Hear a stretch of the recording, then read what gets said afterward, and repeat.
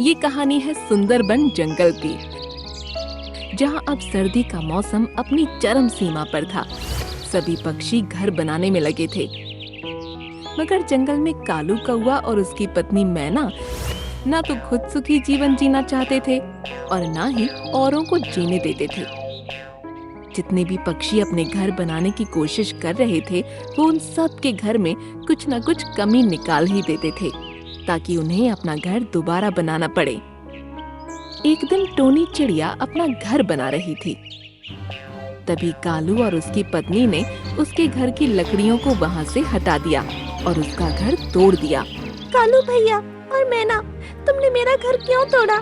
जंगल में सर्दियाँ बढ़ रही हैं और तुम खुद का घर तो बना नहीं रहे, बल्कि मेरा घर भी तोड़ दिया। मैं तो अपना घर दोबारा बना लूंगी, पर वक्त रहते तुम भी अपना घर बना लो, वरना सबसे ज्यादा तुम दोनों को ही पछताना पड़ेगा। हाँ, हम जब पछताएंगे पछता लेंगे। तुम हमारी इतना चिंता मत करो और दोबारा अपना घर बनाने में जुट जाओ। बड़ी आई हमें नसीहत देने वाली। टोनी चिड़िया अपना घर दोबारा बनाने लग गई। कालू और उसकी पत्नी वहाँ से चले जाते हैं। अगले दिन कुछ चिड़िया साथ में बैठी बातें कर रही थीं। यार, ये कालू कौवा और उसकी पत्नी तो बहुत ही परेशान करते हैं, हमें चैन से जीने ही नहीं देते। अपना घर तो बना नहीं रहे और हमारे घर को बनने नहीं दे रहे। दोनों बहुत ही ज्यादा शैतान हैं।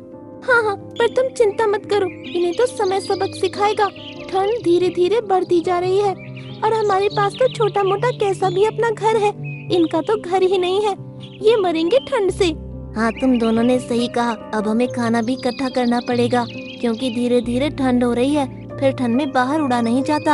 हाँ, कल से हम तीनों दूसरे जंगल में चलेंगे और वहाँ से बहुत सारे फल इकट्ठे करके ले आएंगे। अगले दिन सारे पक्षी दूसरे जंगल जाते हैं और फल इकट्ठा करके ले आते हैं। कालू कौवे को ये बात पता चल जाती है। वो अपनी पत्नी से कहता है, अब हमें खाने का भी इंतजाम करना होगा, ठंड में उड़ा नहीं जाता। अजी, मैं सोच रही हूँ कि मैं चिड़ियों के साथ दोस्ती कर लूँ, फिर आप उनके घर जाकर खाना चुरा चुरा कर ले आना। हाँ, ये तो बढ़िया तरकीब है। हमें मेहनत भी नहीं करनी पड़ेगी और खाने का इंतजाम भी हो जाएगा। अगले दिन मैना आपस में सारी चिड़ियों के घर जाती है और उनसे माफी मांगती है। टोनी, हमें माफ कर दो, हमने तुम्हारा घर तोड़ा। आगे से हम ऐसी गलती नहीं करेंगे, हमें माफ कर दो। ओहो, आज मैना को इतनी अकल कैसे आ गई? क्या लालच है तुम्हारा? बताओ। इतनी भोली तो तुम हो नहीं जितनी तुम बन रही हो। बताओ क्या चाहिए? कोई भी लालच नहीं है, मैंने एक बार गलती की है, बस एक बार माफ तो कर सकती हो ना उसे। चलो ठीक है, एक गलती तो माफ हो जाती है, मगर दोबारा माफी नहीं मिलेगी। अगर तुमने हल्की सी भी गलती को अंजाम दिया तो अच्छा नहीं होगा। धीरे धीरे जंगल में सर्दियाँ और बढ़ती जा रही थीं। मैना ने सारी चिड़ियाओं को अपनी मीठी बातों में फंसा लिया। वो रोज उनके घर जाकर बातें करने लगती और दूसरी तरफ कालू सबके घर जा जाकर थोड़ा थोड़ा खाना चुरा रहा था। एक दिन लूसी घर पर ही सो रही थी, क्योंकि उसकी तबीयत खराब थी।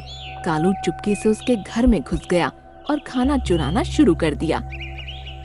इतने ही उसके हाथों से बर्तन गिर गया और लूसी उठ गई। लूसी ने देखा कालू के हाथ में एक थैला था जिसमें खाना था।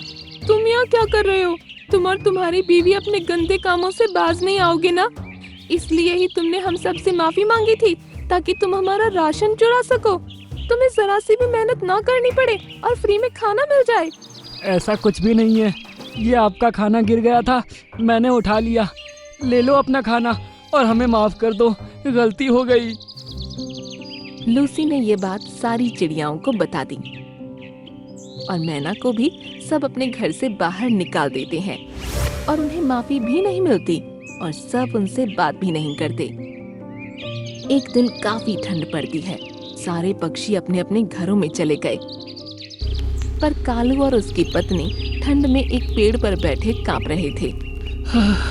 हमसे बहुत बड़ी गलती हो गई, इससे तो हम भी अपना घर बना लेते। आज इतनी सर्दी में हम कांप रहे हैं और सब पक्षी मजे में अपने घर में हैं। अजीब, आप बिल्कुल सही कह रहे हो, मुझे तो बहुत ठंड लग रही है। अब हम क्या करेंगे? ठंड के मारे मैना की तबीयत खराब होने लगी, साथ ही काफी बर्फ पड़ने लगी जिससे मैना को काफी ठंड लग गई और उसे बहुत तेज बुखार हो गया। कालू फिर सभी पक्षियों के घर मदद के लिए गया, पर कोई उसकी मदद करने के लिए आगे नहीं आया।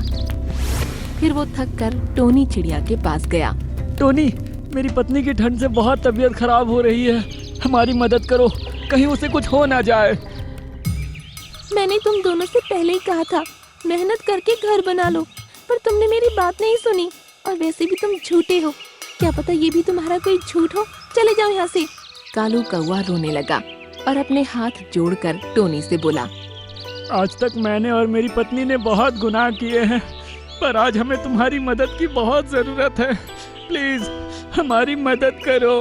टोनी चिड़िया कालू कौवे के आंसू देखकर पिघल गई और मैना और कालू को अपने घर में शरण दे दी और साथ ही पूरी रात मैना का ध्यान रखा। उसके सिर पर ठंडे पानी की पट्टी रखी, जिससे मैना का बुखार कम हो गया। अगली सुबह जब मैना उठी तो वो टोनी चिड़िया से बोली, टोनी, तुम बहुत अच्छी हो। आज तक हमने तुम्हारे साथ इतना बुरा किया, तब भी तुमने मेरी जान बचाई। मैं तुम्हारा ये एहसान कभी नहीं भूलूंगी।